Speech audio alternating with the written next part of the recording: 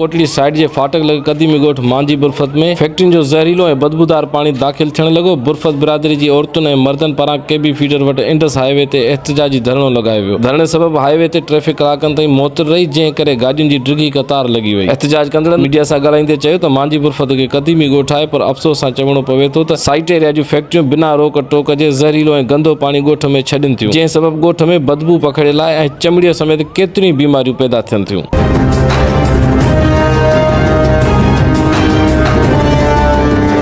वधीक ॿुधायो त केतिरा ई भेरा साइट लिमिटेड जे ऑफिसरनि खे लिखत ऐं ज़बानी आगाह करण बावजूद बि को क़दम न खंयो वियो आहे, जंहिं करे मजबूर थी एहतजाज पिया कयूं।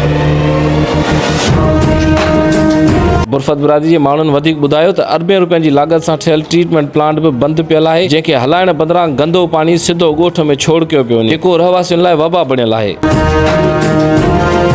एहतजाज कंदड़ धरणे में मुतालबो कंदे चयो त फौरी तौर फैक्ट्रियुनि जो गंदो पाणी बंदि करायो वञे, ट्रीटमेंट प्लांट खे हलाए पाणीअ खे साफ़ करण बाद निकाल कयो वञे ऐं ॻोठ में दाख़िल थींदड़ ज़हरीले पाणीअ जो सिलसिलो रोकियो वञे। ॿी सूरत में ख़बरदार कंदे चयो त जेकॾहिं संदन मुतालबा न मञिया विया त एहतजाज जी सूरत वधीक सघारी बणाई वेंदी।